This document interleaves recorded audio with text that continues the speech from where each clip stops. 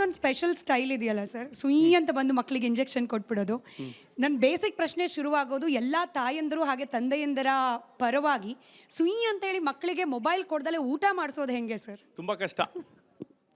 ಈಗ ನಾವು ನಾನಿದು ಸುಯಿ ಅಂತ ಕೊಡೋ ಸ್ಟೈಲ್ ಯಾಕೆ ಅಡಾಪ್ಟ್ ಮಾಡಿದ್ದೀನಿ ಅಂದರೆ, ಇದು ಈಗ ಆಗಿರೋದು ಸೋಷಿಯಲ್ ಮೀಡಿಯಾದಲ್ಲಿ.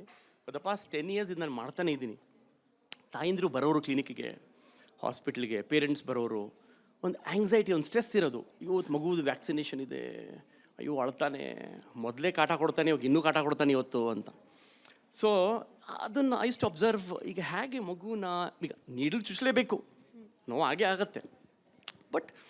But pain, the one more way to reduce pain, distraction technique. ಈಗ ನಾವು ಮಕ್ಕಳಿಗೆ ಏನಾರು ಆದರೂ ಮನೇಲಿ, ಅಲ್ಲಿ ನೋಡು, ಇಲ್ಲಿ ನೋಡು, ಇದು ನೋಡು, ಅವ್ರು ನಾವು ಡಿಸ್ಟ್ರಾಕ್ಟ್ ಮಾಡ್ತಾ ಇರ್ತೀವಿ ಯಾವಾಗಿಂದ. ಸೊ ನಾ ಇದು ಟೆಕ್ನಿಕ್ ಅಡಾಪ್ಟ್ ಮಾಡೋಕ್ಕೆ ಶುರು ಮಾಡಿದೆ. ಮಗು ಬಂದಾಗ ಸ್ವಲ್ಪ ಮಾತಾಡೋದು, ಹೈಫೈ ಕೊಡೋದು, ನಗೋದು, ಏನೇನೋ ಕತೆ ಹೇಳಿ ಅವ್ರು ಎಂಗೇಜ್ ಮಾಡಿ, ಹೌದಾ ಆಮೇಲೆ ಏನಾಯಿತು ಅಂದಂಗೆ ಮಾಡಿಬಿಟ್ಟು ಕುಡಿಸ್ಬಿಡೋದು. So then I could see the results. ಪಾಪ ಮಕ್ಕಳಿಗೆ ಅಷ್ಟು ಪೇನ್ ಆಗ್ತಿರಲಿಲ್ಲ. ಪೇರೆಂಟ್ಸು, ಸರ್ ಆಯ್ತಾ, ಸರ್ ಮುಗಿದೋಯ್ತಾ, ಸರ್ ನೀವು ಕೊಟ್ರಾ ಅಂತ ಕೇಳೋರು.